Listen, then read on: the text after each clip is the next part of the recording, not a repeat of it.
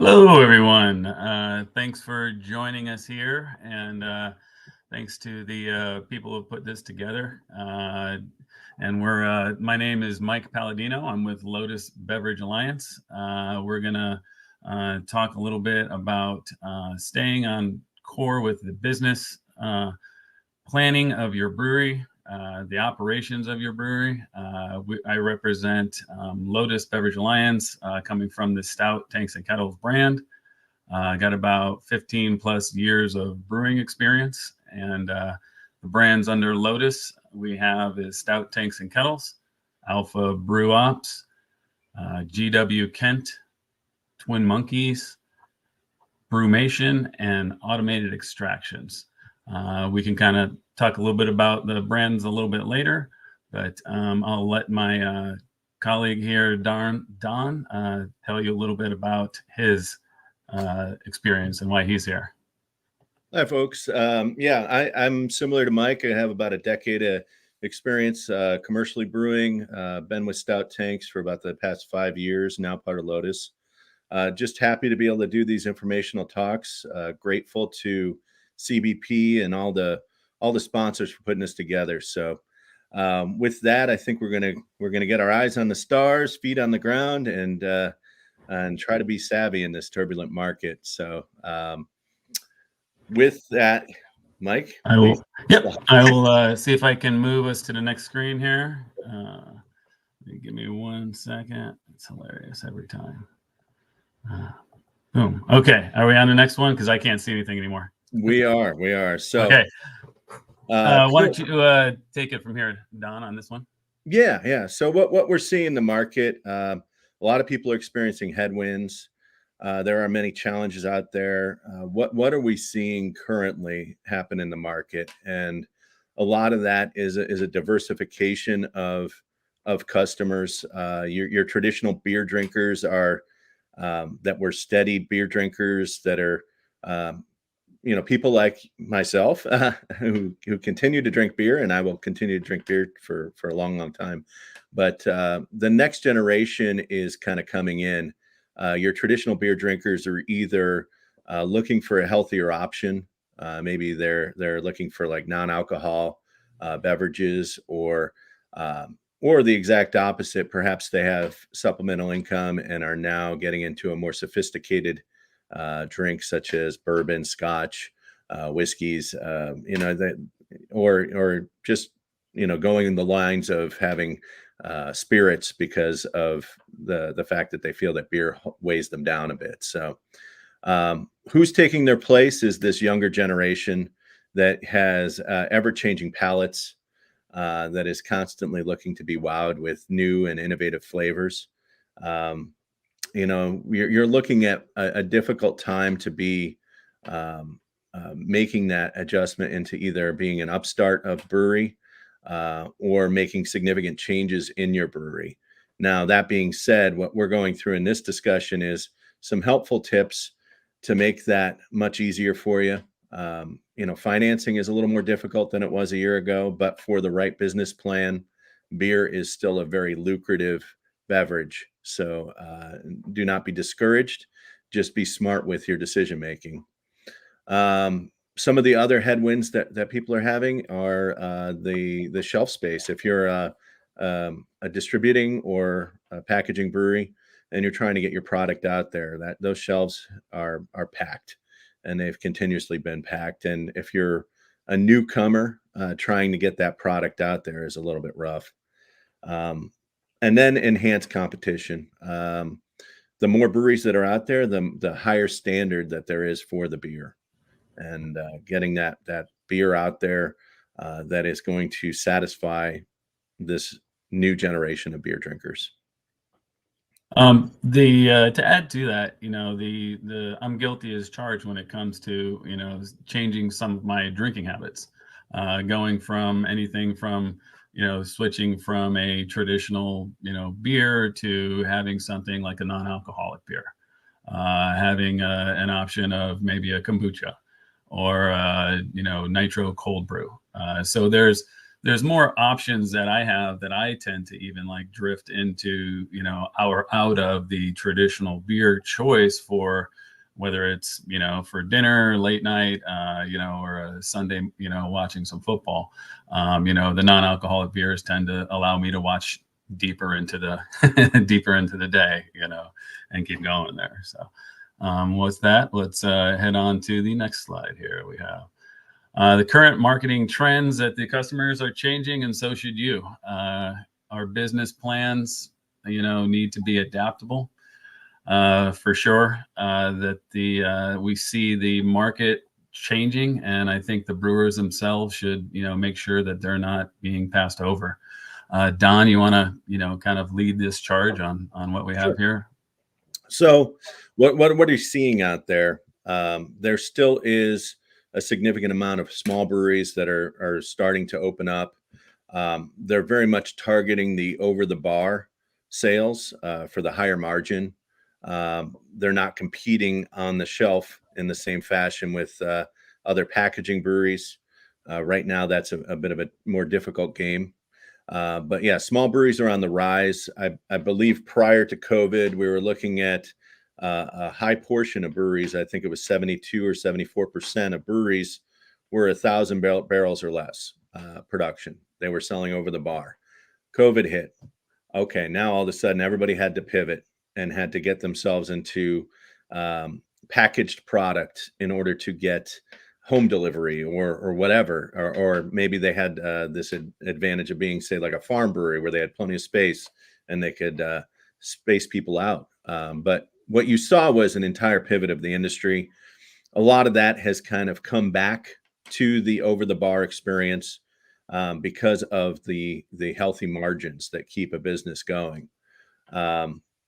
Right now, you have customers that are we're still in a growth economy, but we are also in a certain situation where interest is high. We're wondering what's coming up next. And what you have is a group of customers that are more particular about their spending. They're going to spend money, but they're also going to be more particular about what that money is being spent on. Their expectations are high, and it's up to you to keep that experience as best it can be, keep the environment and the draw-in going so that you can have those customers coming to your establishment over another. So it's a very competitive market in that aspect. Now, a lot of people are able to carve out a neighborhood niche, where they can be the go-to brewery, but you can never rest on your laurels. A lot of it is a lot of hard work keeping up with many of the factors that we'll have coming up in the next slides here. And then diversity. We were talking about this in the summer with folks on a panel for CBP about the diversity of the market.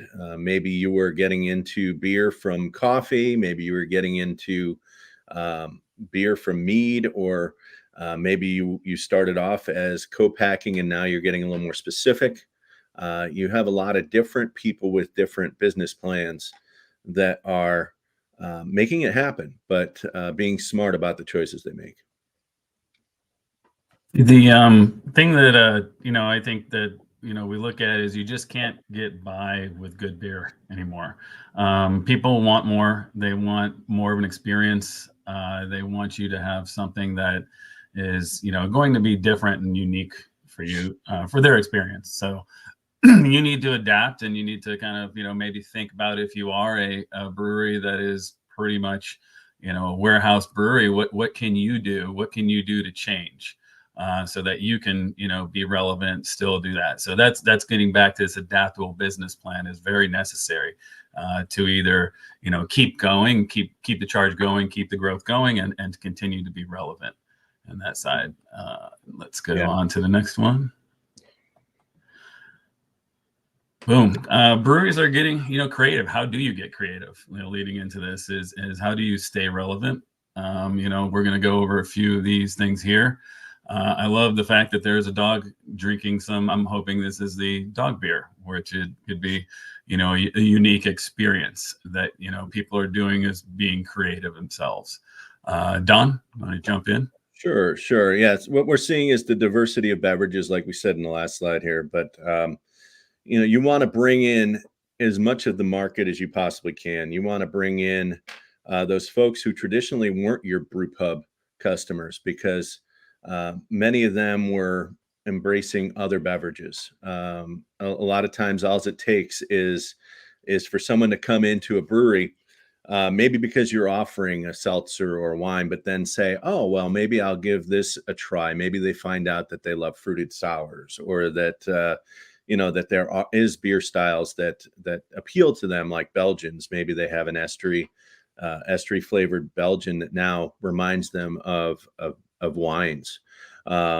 Any number of things, but one of the big ones that everybody's been talking about is ready to drinks and spirits as being a growth market. I've been in a few breweries where they have the proper licensing. They are doing mixed drinks, even mixing them up in the morning and putting them on off of a Cornelius keg or whatever, and having it ready to go off their taps. So don't ever leave any stone unturned. There's a lot of opportunity out there, and you just have to make sure to keep your eye on it, and that's going to lead to success. So, embracing social media. This is one of those things where can releases, new beer releases, heck, anything that's going on in your brewery these days is captured on social media. I have people talking about their comedy nights, their open night mics, their trivia nights, yoga nights, painting nights, Lego nights. All of that exists, and whatever it happens to be that brings customers in to enjoy your environment and get them in that one time to experience this environment and realize that this is where they want to be. Themes, a lot of you've seen the bike centric brewery, the eco brewery, the water sports brewery, the metal breweries out there. All of these themes tend to bring in a certain dynamic, and having that theme, being honest to that theme, but also making sure that you can capture as much of the market as you can, providing great product, great service. And I think all of those things are very important. And then lastly is the family pet friendly environments. More and more, this is just needed. I do see there are some places that are 21 and over.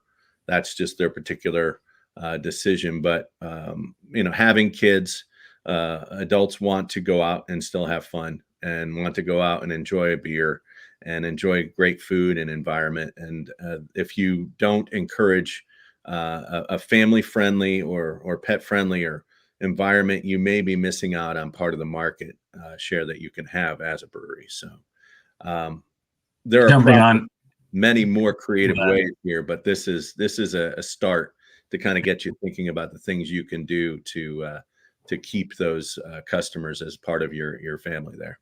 Yeah, that's the whole idea. There's the creativity is what here's some of these things. It's hard to list everybody. There's so many options that you're going to have. Some of the things that we're kind of trying to hit on is having that is being adaptive, being creative, thinking about something. You may have started as a brewery that only did IPA and pale ales and porters and stouts. Being creative and doing something like a non-alcoholic seltzer, so that you can have a wider audience coming in, and or keeping not, and whether it's not your ability to say I don't have family ability, that also brings in somebody who may not actually drink an alcoholic beverage but wants to be in the atmosphere that you can provide, in that sense. So doing the things that we're speaking of here, the creativity for the the brewers brings in a bigger, wider audience. The social media is something that, I'm old school, very reluctant, but there's such a power behind the social media. Do not, doubt that. The creativity that you can have somebody who knows what they're doing, take your social media and take it to another level. will, could impact your over the bar sales, your package sales, your draft sales. It could be really impactful if you have somebody who knows what they're doing. And that when it comes to some of these other things, reach out and find out what people want to do in the community. See if you can do something that's even more unique than some of the other things we've listed here. The creativity is really where you're creative on, crafting your beverages, whether it's beer, wine, cider, kombucha, can be creative about coming out with new ways to, get that to the audience you're looking for. And let's move on to the I guess next. there's one last thing I would add to this, Sure. and Sure. that is that in order to be creative, one of the great aspects is to stay educated, and being parts of talks like this, CBP, your local Brewers Guild, or just staying up on forums and learning from others is key, so that you don't necessarily always have the best idea in the back of your head, but other people have already kind of traversed these waters, and you may learn something from someone else that can help you along the way. Yeah, that's you might. I don't know if you were peeking into the next slide there, Don, or not, but that's a great lead into the next slide. So I'm going to take the next one. Excellent. The community, and really getting back to what you said there, keeping yourself kind of connected, and that's something that we as brewers really love about this industry. We're all in it together in a sense. Everybody wants to see their typical, competitive, maker, do well, so that they can actually have a good platform to rise on. The whole tide rises when we do well together. Don, I'll let you, continue to, lead the charge here. Sure. Yeah. I mean, collaborative brews have been huge. Both breweries definitely win when you collaborate. You get more of the combined strength of their presences on social media, their the talk, the word of mouth that comes from being in the brew pub. Okay, we're going to do this release here, but in 2 weeks we're going to release at this guy's pub, and just the strength of working together. I think it opens a lot of new doors. You get yourself out of your comfort zone. Maybe you're brewing something that you particularly wouldn't do on your own, but now you have the strength of a partner that you're doing it with. And likewise, you can possibly even teach them a little something about maybe a style that they don't do. Making friends. I mean, the brewery industry is probably one of the best industries I've ever seen, where folks can just be friendly with each other. I mean, we have a certain amount of competition between each other, of course, and I think that's healthy. But great friendships can be made throughout the brewing industry, definitely. So, and also maybe getting into beyond different styles, getting into some unique ingredients or methods of brewing. Maybe your system isn't capable of doing a decoction mash or something, and you want to go in and you work on somebody's system that is spec'd out for that. You can have some fun with it. You can learn from them as you're going along. But I think it's a win-win. The knowledge that's shared and the strength of the brands can only be elevated between working together. So. Yeah, the things that I think that can be really unique to some of the collaboration and experiences that some brewers may not think of is, I've used it before, is you can like test out equipment that you're interested in, whether it's like you're looking at going to a larger system or adding a centrifuge, adding a canning line, doing some of those other things. A lot of these things can be something that you're gaining some of the information, the direct feedback from those brewers, what they like about that equipment, what they don't like about that equipment, and then even expanding it outside the equipment itself, down to the ingredients. What ingredients are these brewers using, that you're working with, that are most likely some of the ingredients that you're not using if they're bringing in their, piece of their collaboration. That opens up your eyes to a whole new world of either ingredients that you can use to make your products better, to make your products more cost effective, maybe even a new supplier of those ingredients so that you can have a better overall margin. the collaboration, the community, the continuing education that you're getting out of whether it's a Brewers Guild meeting, one of these conferences here, or the meeting of just another brewer. These are things that you can use to come back to your business plan so that you can have your business plan tightened in good, because we can all make products, whether it's cider, seltzer, wine, beer. We have to make sure that what we're doing is something that's really coming back so that we can continue to pay ourselves, the teammates that we have, run the breweries effectively, and have just some money so that you can move forward and do the goals that you want to do. I think one of the things that I like that Don put on here is getting out of your comfort zone.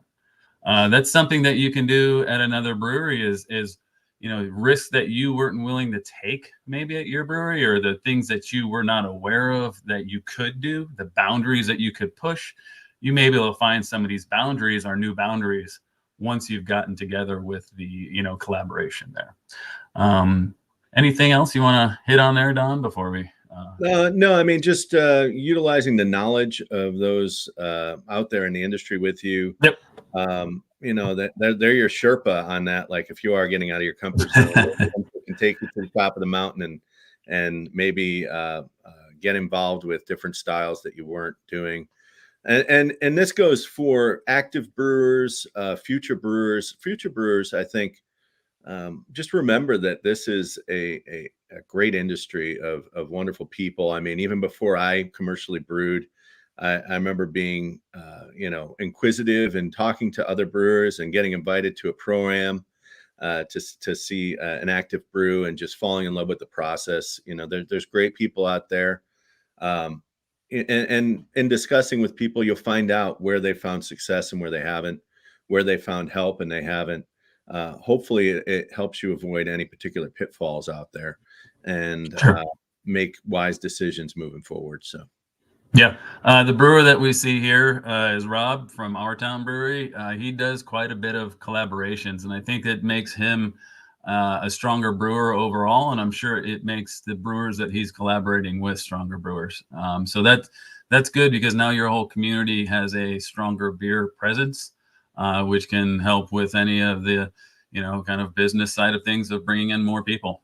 Right. With that, and well, so many times that you talk to another brewer, and this was a recent trip of mine out in Washington, where somebody said, "Oh, we have quite a few breweries, but we could use a couple more." And oh, yeah. the reason being is just to get that excitement level and that thick community. And I think that's something we just can't emphasize enough. Yeah. All right. Moving on. The beverage lineup. The customers are changing. We've got to kind of see some of these things that are out in the market. What are the beverages that maybe we can kind of figure out as a business owner, a brewer, manager, that you can do that may be able to kind of move into your lineup. And I'll let Don, lead our charge again. Sure. Go ahead. So yeah, you have beer, kombucha, RTDs, cold brew, seltzer, cider, mead. I mean, the possibilities are kind of endless. You're seeing a lot of crossover beverages where folks are, maybe they started off in one segment and kind of are moving to another, or just taking aspects of it, or even making hybrid beverages. You saw a lot of the trends with, and this isn't old school, but a lot of the cold brew coffee porters, the cold brew stouts.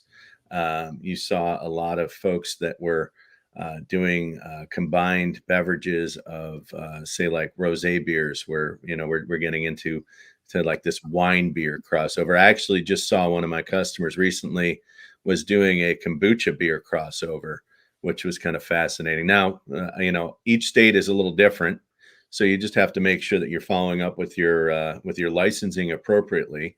But you can definitely do some crossover beverages, or beverages to excite a new audience. And a lot of times it's with existing equipment or minimal extra equipment that maybe you need in order to just finish off a product in that fashion. Looking for the opportunities. And that is the big thing. Never leave an opportunity unexplored. You know, and in the process of exploring it, you look at it from a wise business standpoint. And maybe it's not for you, but at least you've explored it. If you look at it and your customers will respond positively to it, then why not? If there's a minimal of impact on you or minimal capital that you're outlaying for it. So, and then yeah, more offerings equals a wider variety of clients. We're seeing that. We're seeing this next generation wants something new, something to wow them. You know, more flavorful options, and it's amazing how many styles there are out there. Um, it doesn't necessarily mean there's not going to ever be a new style. There's always going to be something new popping up, and trying to stay ahead of it, doing a little bit of your own research, and capturing that market segment is important to a healthy business. So. A lot of the things that you can do are something, they're such crossover type things where you're able to, look at what is the equipment that you have. If you have decent equipment, you've got some stainless steel equipment, 304, 316, most likely you can use that for different purposes. You can, as long as the, licensing can be there if you have alcohol. You can look at some other things if the licensing is too much of a hassle to try to do that, as to look at what can you do maybe that is a new exciting market. Again, getting back into the non-alcoholic portion of that.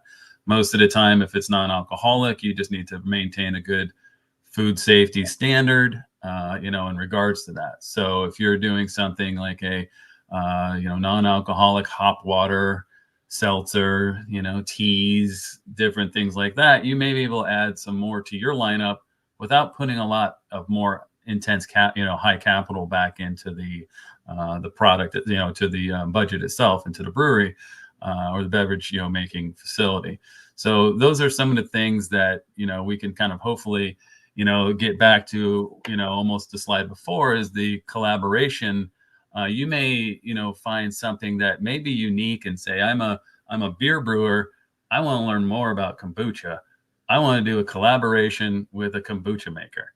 And you may go try to do a collaboration with a kombucha maker, have a non-alcoholic kombucha or a boozy booch, if whatnot, or both, and then be able to have that opportunity to learn a little bit about that, have a product now that you may be able to bring back to your four walls, or maybe you put it through your distribution outlets, and now you've gotten to that wider audience. Like I said, resting on your laurels or just making good beer in a warehouse is not a really forward-thinking business plan. Being more adaptive, thinking about how to increase the number of offerings, because like I said, myself, even personally, I may switch after my second beer to a non-alcoholic beer so I can still have the social atmosphere, still feel like I'm drinking a beer, but it's have that same a longer night or a safer drive home, and those types of things. That is where the market is going. As somebody who's a brewer, business owner, any of those things, you want to be seeing what the future is what the present and the future are, and going and trying to be as adaptable to that as you can in this market. Any other things that we didn't get on there? I think the word that just keeps coming up is craft beverage. The words, sorry. Sure. Beverage. Yeah. Beverage being key. That we're not limiting yourself to just one option.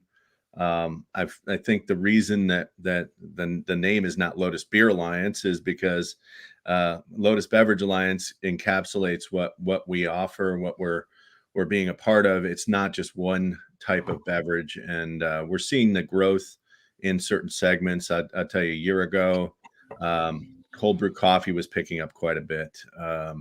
I had a lot of activity in the fourth quarter on that. Seltzers. A lot of people are getting into seltzers, trying to navigate the waters of what their state is offering for those, and what kind of licensing you need. RTDs proved to be a future growth area. what is involved in making that happen for yourself? Licensing, equipment, just having great offerings that you can and now do this product that is in a growth phase. Hmm.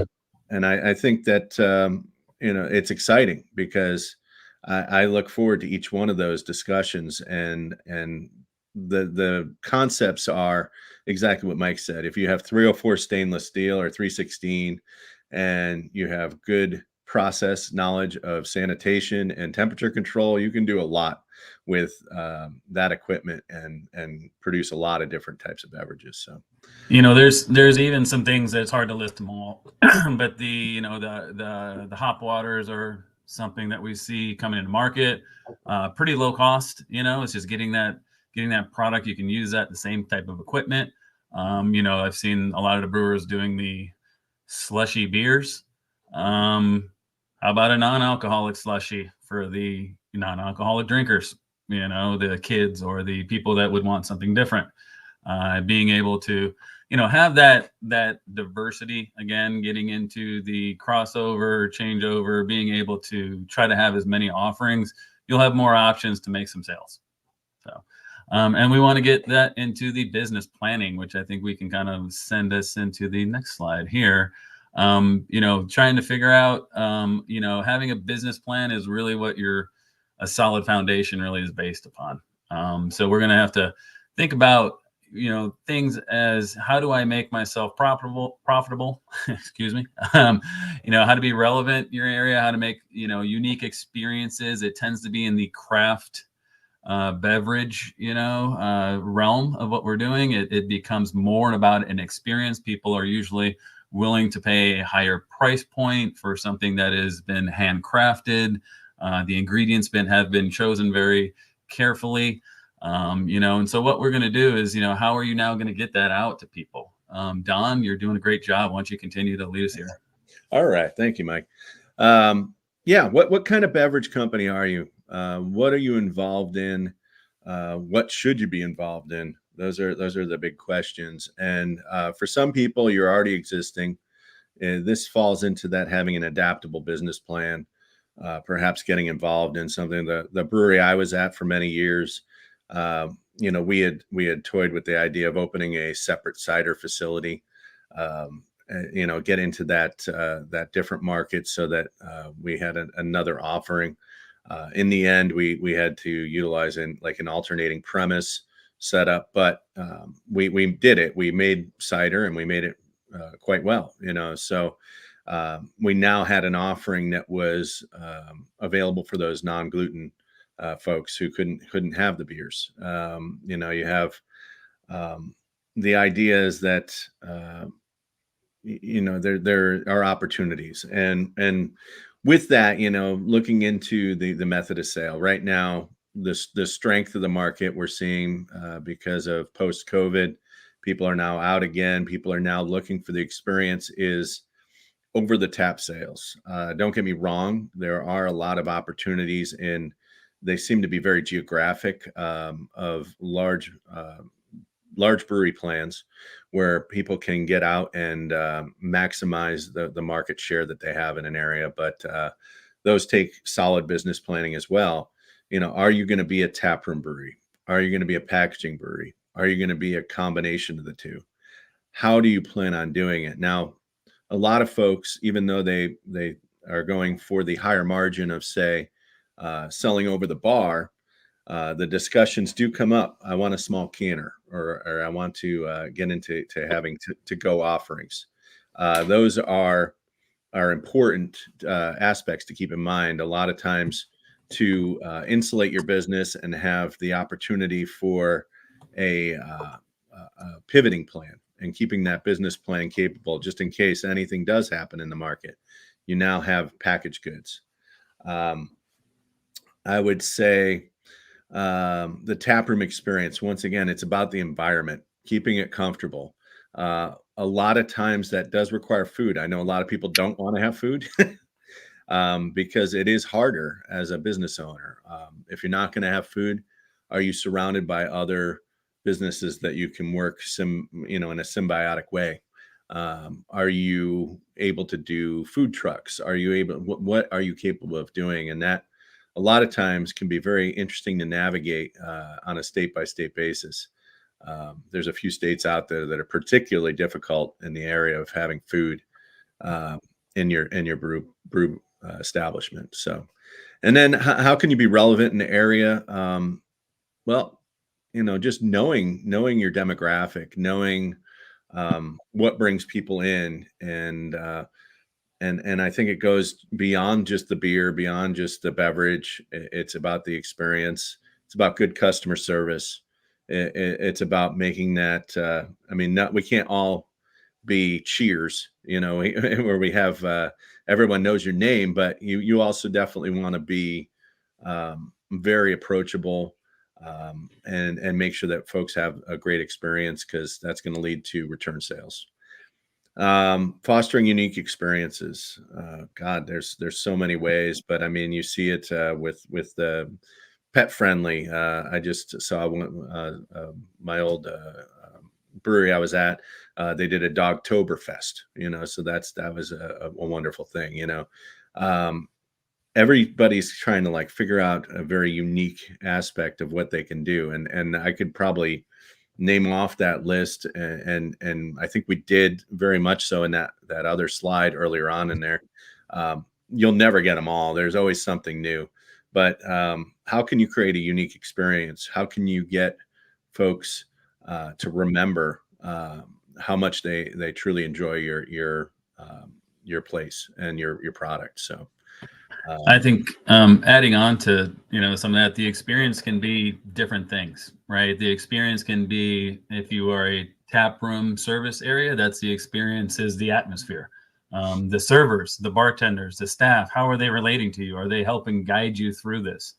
And I'll going down to even like the busser who's having that experience for you. Your experience could be through the can, if it's more of a distribution model, or mixed in there. What is your artwork like? Does it pull the person in? Does it tell something about the story of the brewery? Does it give that consumer something about that kombucha product, about that beer product, about that cider product? What do they do? But was it just this, or do they do more? Is there a little bit of a backstory to that? The experiences even comes through the social media as well. How are you connecting, and what is that experience like for the the person that you're trying to connect with, to at the end of the day have them buy your canned product, your draft product, your keg product of coffee, beer, kombucha, tea, cider, wine, meat, all the things that we're trying to figure out. How do we really connect through there? And then that can really be making it unique.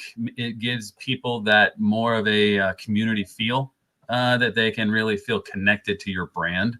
I think what type of beverage company are you? That really has to be an identity in your brand. We want the portfolio, I think, to keep growing as a maker, depending on what is your business plan like. You may specialize in one. I think the person who wants to be relevant, the brewer that we're kind of really focusing on, a lot of them want to have as much of a portfolio as possible. And that's something that can make your method of sale change over time. Again, going back to that business plan of being adaptive. You may have started as a draft only brewery. I think almost everybody had to change, or the ones that didn't, we don't see them around really right now. During COVID, they had to go to a packaged product. And that was a big learning curve for people. So that business plan should be something that you should be having as a possibility in the future. If you see, well, how can I expand, or how can I stay relevant? How can I make sure I don't miss the bus? Is really being, able to adapt in that regard. So on that, let's see if I can move to the next slide here. The business planning, you want to plan, otherwise for long-term viability. Otherwise, we're not going to have you in the group that we love to have here, in these gatherings. You have to really set some goals. You have to really be serious about those goals. You have to have some, realistic funding and ideas about how you're going to pay these bills. Don, you want to kind of get down to the dirty details on some of this portion? Sure. One line that I put in was, "Don't work for free." And And All it's done it. true. I've seen so many people. I love brewing, and so if I'm not making any money in the first few years, it's not a big deal. I'll eventually make any money. No, it has to be a part of the initial. You don't want to wake up every day to brew to hate it.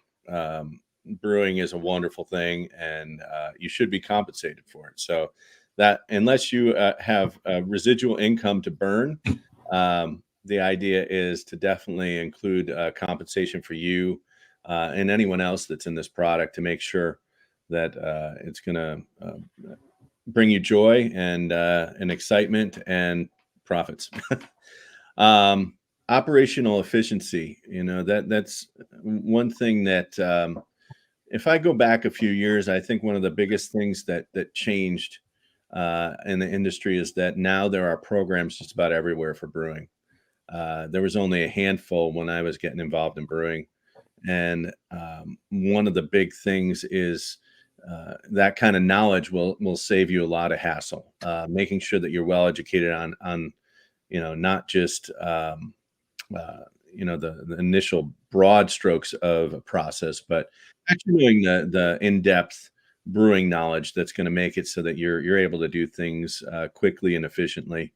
And then also in environmentalism, I mean, I worked at an eco pub, and I'm going to tell you that as much as environmentalism comes up as a good talking point, it's also a great business strategy. Knowing how much resources you are using and as a business owner and managing to like make your job more efficient, use less resources. Well, as a business owner, that means less money going out. If you are smart about what you're doing, you can get the amount of water usage you have down because now you're using great process. Maybe you're utilizing a piece of equipment that has a good ROI. Maybe you're now making you're making relationships with local farmers or someone that's going to utilize the spent grains for a dog biscuit company or whatever. I mean, it could be any number of things, but getting the most use out of your product and the byproducts of that product so that you can be a successful business person. How will you grow? I think that's a tough one because the markets change. We usually kind of say make plans for your first 3 years. Beyond that is all speculation. It's really hard to know. And even with 3 years these days, anything can come along and throw a curveball in it. So being smart about those first 3 years and how you're going to grow. And then knowing, okay, I've got all this equipment. Where is my return on investment? How long is it going to take me to pay it back? And make sure that you stick with a plan for expected payback so that you can keep that business afloat. A lot of times it's easy to get swept up in the moment, but brewing is a fantastic industry and it's full of camaraderie. It's got excitement, just like when you see somebody put that glass up to their lips, drink it, and they look at you and they're like, "You're the man. You're the one who did that. You're the person who's behind all this." That's pretty awesome feeling. The fact is that it's a combination of being a great brewer, but it's also a combination of being a great brewer and a great business person, and making sure that you plan accordingly. Some of the things that I think a lot of people may overlook, when you're setting your goals, there's the business goals and the personal goals. Be realistic about some of these things. Think about, personal and personnel. How many hats can you wear? We all try to wear as many hats as we can as a small business, in small business. Be realistic about those things. You're going to have to think about a team at some point.